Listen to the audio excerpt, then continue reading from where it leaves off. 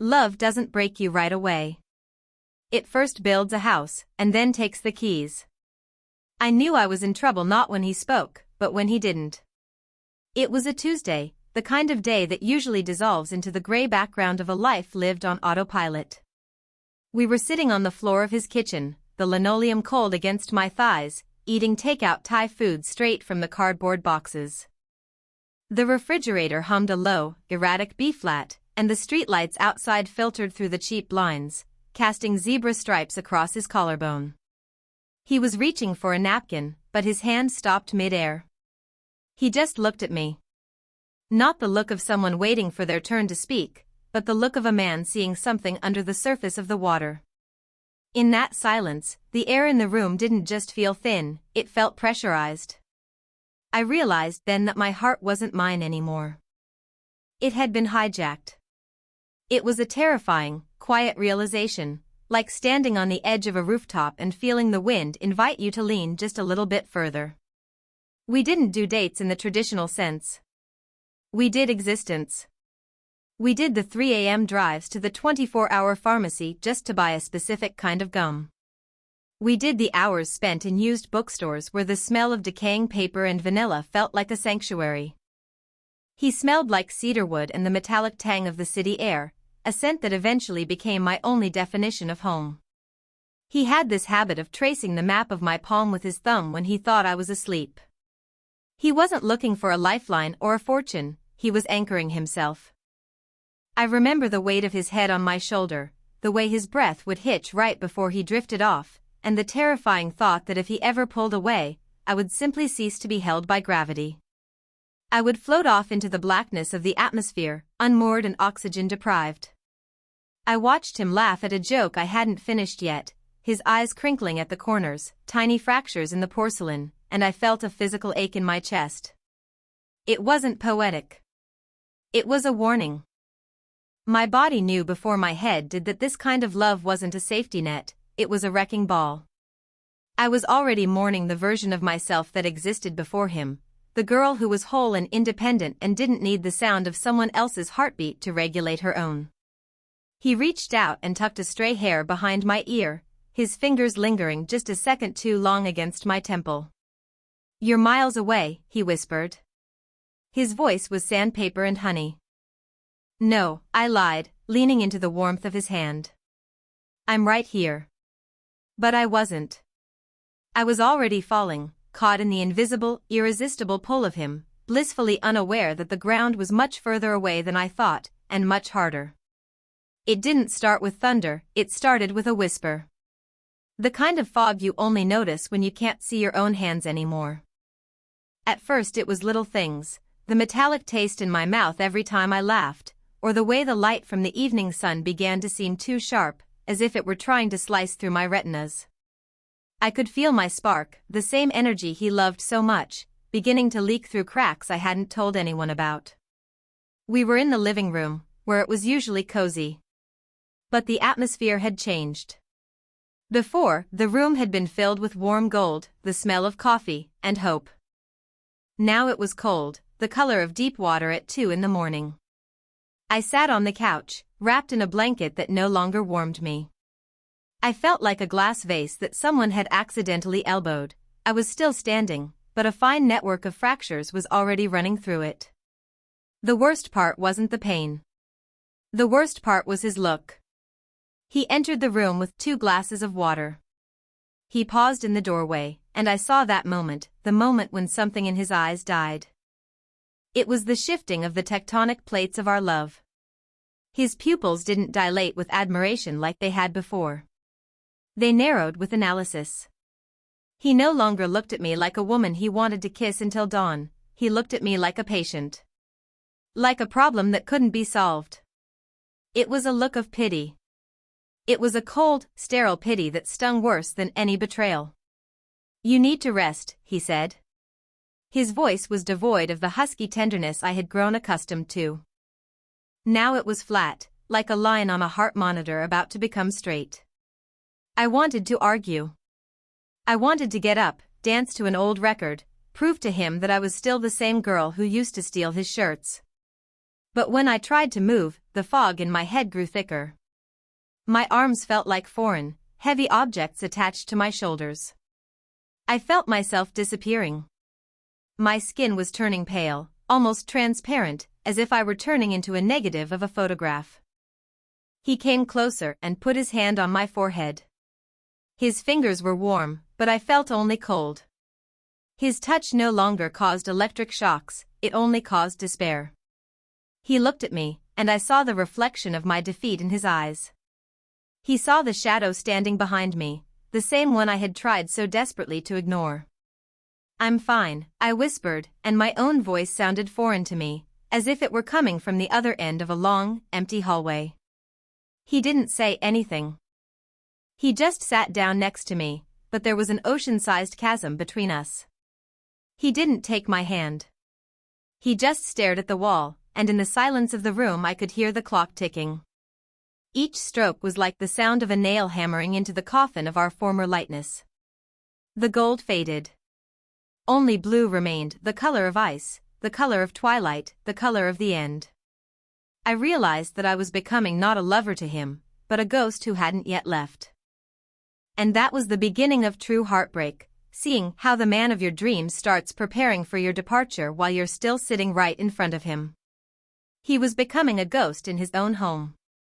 Where he had been a rock against which my worries had shattered, now he was sand slipping through my fingers. I watched him from my bed, from my chair, from the depths of my numbness, and I saw him fighting a war that could not be won. His face began to change.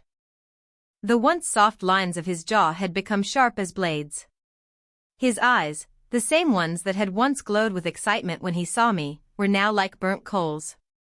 He had become a master of the silent scream. It was a scream that didn't come out of his throat, but throbbed in his temples. I saw it when he stood by the kitchen window, gripping the edge of the counter so hard that his knuckles turned white as chalk. He didn't cry. He just froze, as if he stopped breathing, time would stop too, and could not take me any further. One day I watched him through the half-open bathroom door.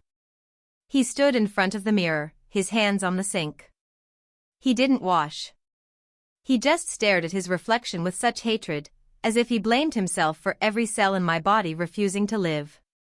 Then he closed his eyes, and I saw his shoulders shake, just once. A short, convulsive movement that he suppressed immediately. He straightened his back, straightened his shirt, and came out to me with that terrible, tortured smile that broke my heart every time I saw it. He began to avoid silence. He would constantly turn on the radio or the TV, creating white noise so he wouldn't hear the sound of my ragged breathing. He would buy me flowers, too many flowers. The house was filled with vases of lilies and roses, the smell of which was as sickening as a funeral home. He fought for my life as if it were his own fault. He brought me books I couldn't read and told me news I no longer cared about. But the scariest thing was the way he held the steering wheel as we drove to the hospital. He wasn't just holding it, he was strangling it. His fingers dug into the leather upholstery as if he were trying to force the car back in time, to a time when we were just two people driving to get pizza. He was there, but his soul was somewhere else, on the battlefield, where he was dying every second, giving some of his strength to me. He didn't leave. He stayed, growing thinner, more transparent. He became a shadow of the man I loved. And I saw him begin to hate himself for not being able to save me. His love had turned into torture. He was my guardian, my Atlantean, but I could see his sky becoming too heavy. I wanted to tell him, let go. Let me go while you still have the strength to remember who you are. But the words stuck in my throat like dry leaves. We were both drowning in this silence, and I knew it would soon explode. Because silence of this magnitude cannot last forever, it always ends in destruction. It was a night when the rain didn't just fall, it beat against the windows, as if trying to break through and wash away our sins. I was asleep, or was it an imitation of sleep, heavy and sticky like syrup? He thought I wouldn't hear him rummaging through my old secretary desk, the one I always kept locked. He wasn't looking for money or letters from exes. He was looking for the answer to why I was melting like a candle in a draft. And he found it. I heard the sound of paper tearing.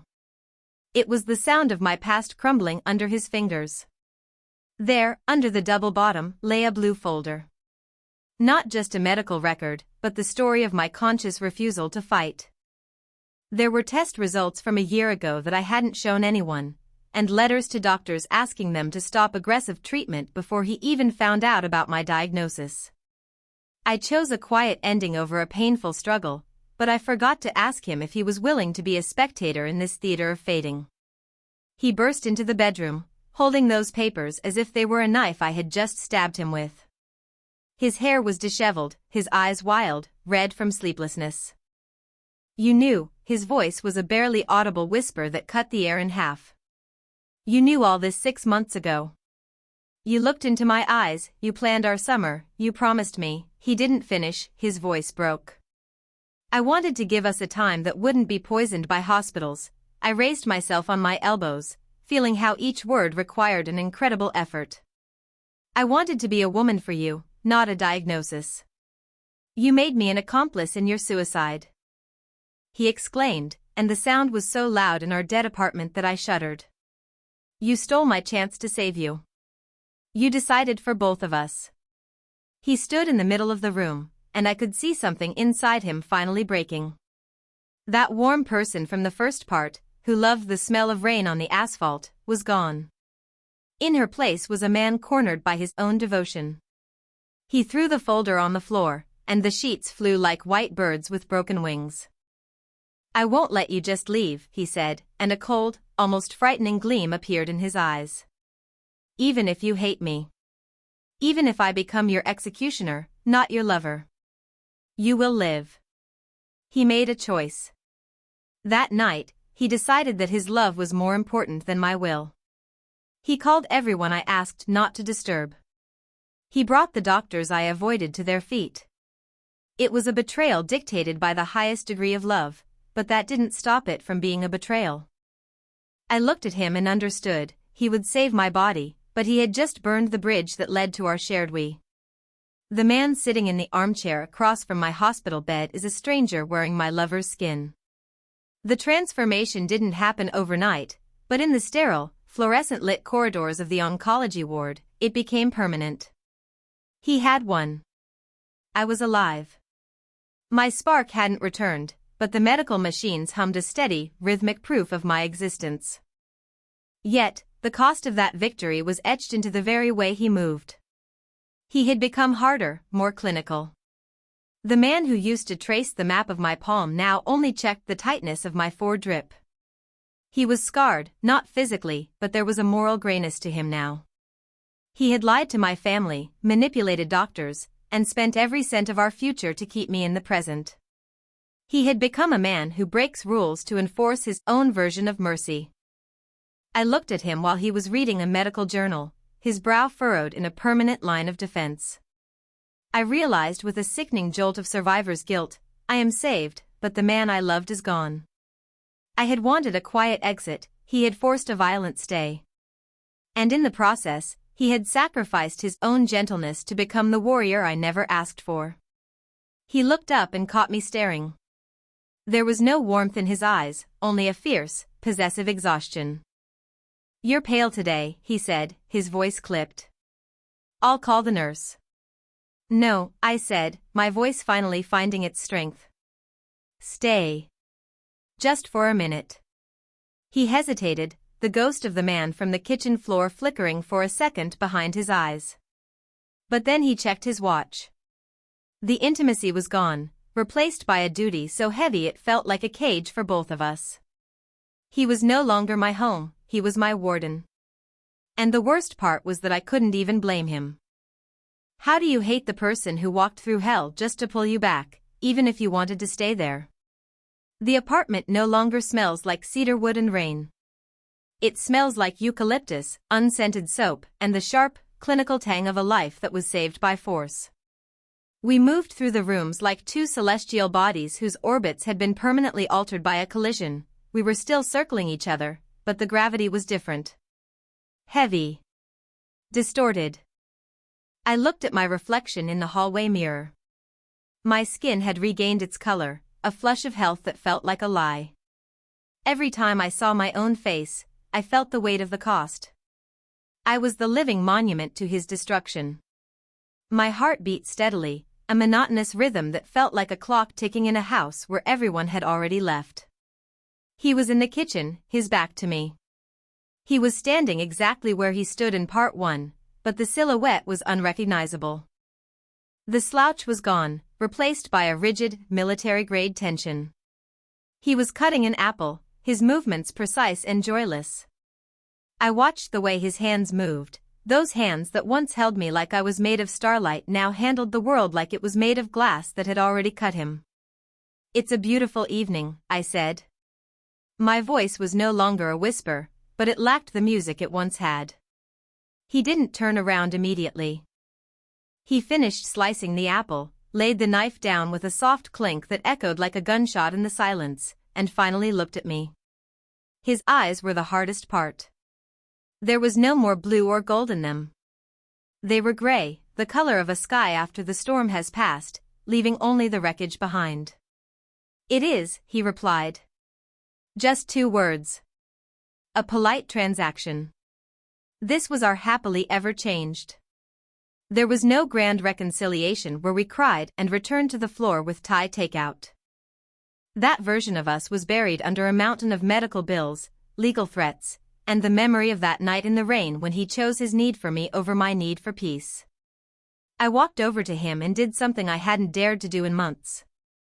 I reached out and took his hand. His skin felt different, older, thicker. He didn't pull away, but he didn't squeeze back either. We just stood there, 2 survivors of a war where love was the primary weapon of mass destruction. I realized then that I had been wrong about heartbreak. I thought it was a clean break, a snap of a bone that could be set and healed. But it wasn't. Heartbreak was a slow, agonizing transformation. It was the process of becoming someone else because the person you were could no longer survive the reality you were handed. He looked down at our joined hands. For a fleeting second, his mask slipped. I saw the man who used to buy me gum at 3 a.m. I saw the boy who thought he could save the world. He looked exhausted. He looked like a man who had won the battle but realized the land he conquered was now a salt flat where nothing could ever grow again. "Do you hate me?" he asked. The question wasn't a plea, it was an observation. "No," I whispered, and for the first time, I meant it. "I just miss us. The us that didn't know what we were capable of doing to each other." He nodded, a slow, heavy movement. He understood. We were bound together by a scar that was too deep to ever fade. We weren't whole, and we never would be again. But as the sun began to set, casting long, distorted shadows across the linoleum, I realized that maybe this was the most honest form of love there was. Not the flying, but the falling. Not the healing, but the willingness to be broken. I looked into the lens of the world, into the eyes of everyone who thinks love is a sanctuary, and I finally understood the ugly, haunting truth of it all. Love isn't the person who keeps you whole, it's the person who is willing to shatter right alongside you. Subscribe, like, and tell people about this love.